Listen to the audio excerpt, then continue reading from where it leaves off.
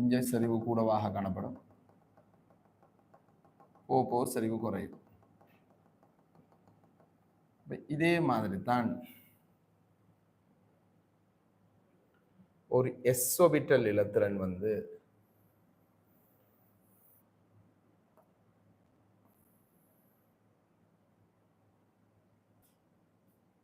கொண்டிருக்கலாம். என்ன எஸ்ஓபிட்டல் வந்து இதே மாதிரி இருக்கிற ஒரு அணு, ரெண்டும் ஹைட்ரஜன் அணு, ரெண்டும் சேர்ந்து தனித்தனியாக காணப்பட போகுது. தனித்தனியாக காணப்படுகின்ற போது இதுல S1 இலத்திரன் நிலை அமைப்பு, இதுலையும் S1 இலத்திரன் அமைப்பு, இது உறுதி இல்லை. இப்ப இவை என்ன செய்ய போகுதுனால் ரெண்டும் ஹைட்ரஜன் அணு உறுதி இல்லாதால விசையான தாக்க வீதம் கூடியது. தான் எப்படியாவது உறுதி அடையத்தான் விரும்பும், இல்லாட்டி யாரோடையாவது தாக்கம் அடைஞ்சிருவார். இப்போ இன்னொரு ஹைட்ரஜன் அணுவோட இது இணைவதன் மூலமாக இது இவ்வாறாக மாறப்போகுது. இவ்வாறாக மாறக்குள்ள என்ன நடக்க போகுதுனால் இந்த இலத்திரனும் மேற்பொருந்த போகுது.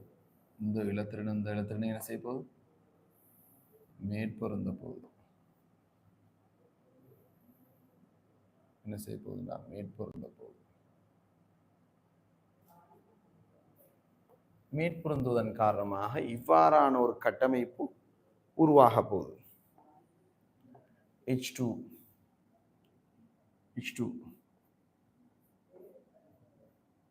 இப்ப இந்த இலத்திரன் இதுக்குள்ள இந்த மேற்பொருந்துவதை தான் சொல்லப்புறம் பிணைப்புண்டு. ஒரு இலத்திரன் முகில் இன்னொரு இலத்திரன் முகிலுடன் மேற்பொருந்துவது தான் பிணைப்புண்டு சொல்லப்போறோம். ஓலவெல்ல படிச்ச மாதிரி எப்படி படிச்ச? ஒரு ஹைட்ரஜனுடைய இலத்திரன் இன்னொரு இலத்திரனோட அல்லது குறுக்கோட சேர்ந்து இப்படி உருவாகுது. இதனை படிச்ச. இதுக்கு ஒரு வட்டத்தை போட்டு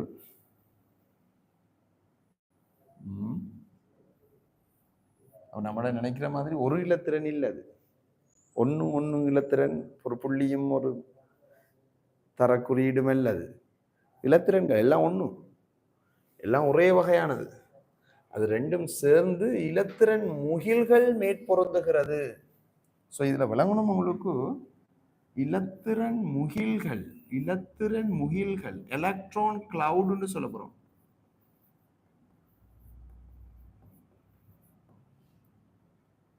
எலக்ட்ரான் கிளவுட்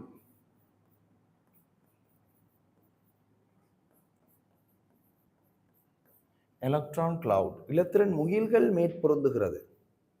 இதன் மூலம்தான் பிணைப்பு. அப்ப பிணைப்பு என்பது இரண்டு இலத்திரனுடைய முகில்கள் வந்து மேற்பொருந்தினது. இந்த மேற்பொருந்தினது ஏன் நல்லா இன்னமும் மேற்பொருந்த இயலாது? நல்லா மேற்பொருந்த இயலாது. என்ன காரணம்?